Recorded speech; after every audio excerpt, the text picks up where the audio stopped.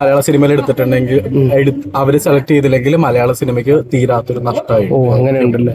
വരുന്നത്. അതെ, ഒരു തീരെ നഷ്ടമായിരിക്കും മലയാള സിനിമയ്ക്ക്. ഇടയ്ക്ക് ഈ ലാലേട്ടന്റെ കുട്ടിക്കാലം ചെയ്യാനൊക്കെ അങ്ങനെ ഒരു ഇതുണ്ടല്ലോ, അപ്പിയറൻസ് ഒക്കെ തോന്നുന്നുണ്ടെന്ന് ആൾക്കാർ പറയണ്ടായി. തോന്നുന്നു പറയുന്നുള്ളൂ, അപ്പൊ അതങ്ങനെ ഇല്ലേ? ഉണ്ട് ഉണ്ട്. ഉണ്ട്. യെസ്. അപ്പൊ അങ്ങനെ ഒരു വേഷമൊക്കെ കിട്ടിക്കഴിഞ്ഞാൽ നവീൻ ഓക്കെയാണ്. ഞാനിപ്പോ ചെയ്തെന്ന് വെച്ചാൽ നവീൻ, ഞാൻ പറഞ്ഞ ബിഗ് ബോസിലെ ഏറ്റവും വലിയ എന്റർടൈനർ നവീനായിരുന്നു. അതെ അതെ, എല്ലാരും പറയുന്നുണ്ട്. ശരിയല്ലേ? ശരിയാണ് അല്ലേ? ഞാൻ പറയാം. അപ്പൊ അതിനുശേഷം പുറത്തിറങ്ങിയതിനു ശേഷമുള്ള ഒരു നവീന്റെ പുറത്തിറങ്ങിയിട്ട് എല്ലാവർക്കും അങ്ങനെ ഭയങ്കര എന്നെ ആക്സസ് ചെയ്യാനായിട്ട് ആർക്കും ഒരു മടിയില്ല. ഭയങ്കര ഈസിലി ആക്സസിബിൾ ആണ് ഞാൻ. അത്രേ ഉള്ളൂ. അതാണ്.